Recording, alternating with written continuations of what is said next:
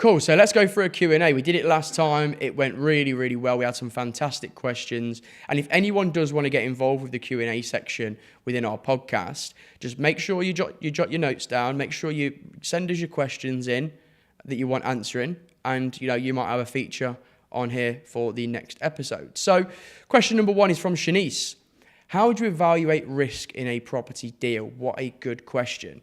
Do you want to take this? Yeah, I can take it. So it depends on the deal. First and foremost, it depends on the strategy, what you're doing. I think the main thing is market research, okay? Market research and running your numbers correctly. And if you've done your market research and it still works, there's your first green light. And then it's all in your numbers, okay? It's facts, not feelings in this game. If you fall in love with a property, however, the numbers just aren't there, leave it. Just leave it and go and find another one, because there's loads of properties out there. There's an abundance of properties. You just need to go and find the one that works, okay? I don't care if if it looks less appealing, but in my refurb, I can get it for cheaper and the numbers stack, I will do that. Yeah, you're absolutely right. And you have to kind of break it down to say, right, what's the worst case, what's the likely case, and what's the best case that could happen if I take this property on. But it all comes down to your market research. Like what we pointed out earlier, if I was going to go and get a HMO in Nottingham, I'd be doing the same market research that I have already done to understand, is there a demand there? Can I fill the rooms? If so, how quickly can I do it? All right, and who do I need to kind of beat in this game to make sure that that's achievable? It's the way you got to think about it, okay? You can go a bit deeper and looking at the economics within the area. So if we're doing it to working professionals, okay, well, what's the employment rate? What's the unemployment rate? Okay, so you're basically getting an idea of how much of your demographics out there.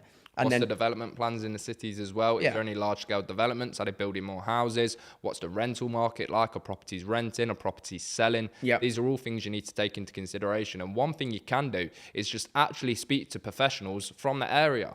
Go and phone letting agencies. Go and phone estate agencies, because these will give you all the information that you need. Just ask the question, or just simply take a drive around there and speak to locals. Yep. Go into the shops, ask them, do you get many students around here? Is it mainly professionals? What's the demographic like?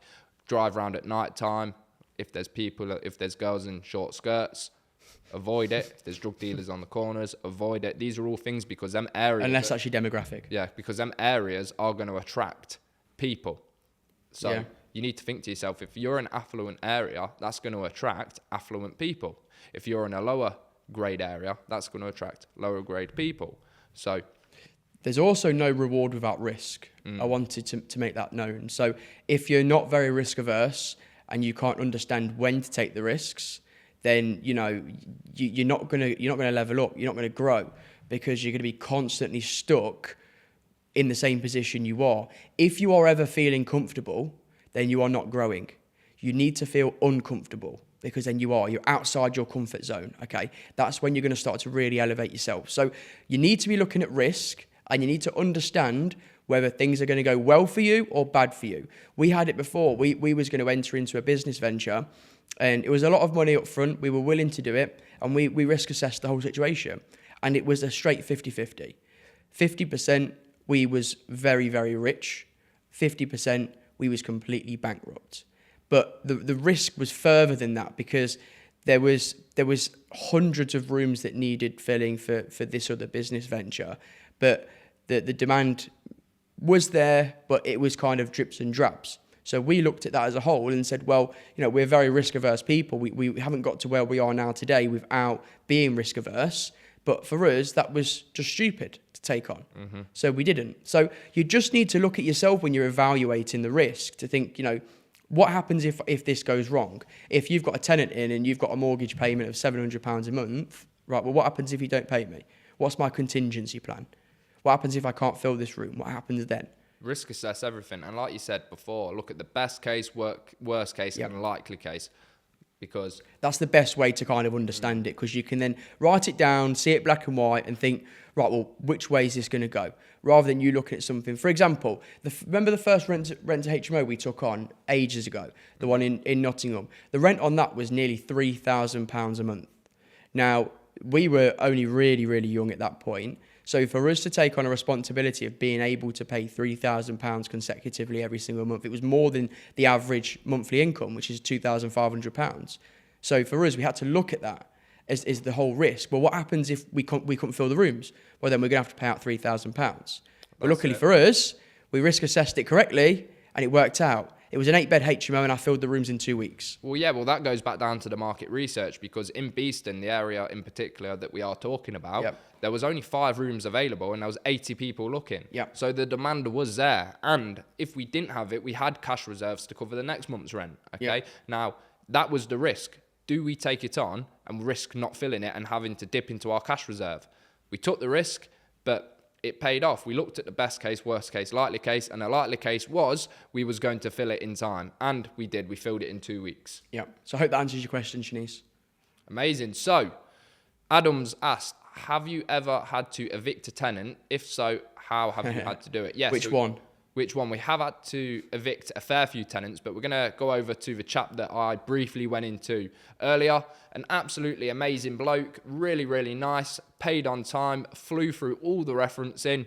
However, he loved to drink. Okay, as soon as Friday rolled around, Friday till Sunday, he was on the vodka non-stop. He was on the vodka lean as well. It was impressive. I've seen it with my own eyes. Seen it with our own eyes. We turned up to do viewings at 11 o'clock Saturday morning, and this guy was still drunk. This guy was still drunk, still sipping vodka, still being Larry, still being disruptive, banging on tenants' doors, causing a havoc. And that goes back to that one bad apple as well, doesn't it? Because he could have potentially brought that entire household down if we didn't action the eviction, which we did. Well, funny enough, we didn't actually evict him. We got him to surrender his contract. So we used something called a surrender and settlement agreement, where we essentially bribed him out. So we gave him a legal bribe. It's a legal bribe. So we gave him his month's rent back for free. We helped him find alternative accommodation, and he surrendered his contract. Now, rather than going down, because everyone thinks, I've got to evict a tenant, I've got to do a Section 21 or Section 4, then, Section 8, sorry, then you don't have to. They're just the ones you know about it. But the problem is they're so long-term and pricey. We looked at it with this guy. He was only on a 6-month contract. And if we went to go down a Section 21, then it was going to take 6 months to do, and probably a couple of £1,000 in legal costs to action. We thought, well, by the time we've done that, his contract's up anyway. So we kind of had to get a little bit creative. Now, for people that don't know what a surrender and settlement agreement is, like Kyle turned around and said, they're surrendering their right to their permanent contract, so their AST, but for a settlement agreement. So there's a reason why they're doing it. Okay. Now you can make that blank bit of paper anything that you want to make it attractive. But for us, obviously, we just had to go and give him his rent back. But what you can also do is that contract is enforceable from when they sign. So if you wanted them to move out in an hour's time after, you can go ahead and do that. Like we gave him 2 weeks to go and move out and find a new place, and it was absolutely fine. But the key to this process is being relatable and understanding. So rather than going into the property all guns blazing, don't do that. This is how we did it. So going back to the HMO house rules, they were clear as day on there, okay? There was no getting drunk within the property.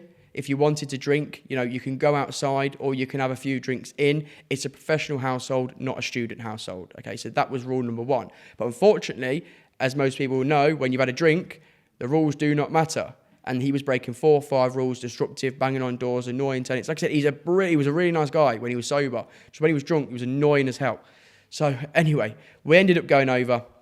We had multiple conversations with him to say, look, this needs to stop. You're breaking the rules.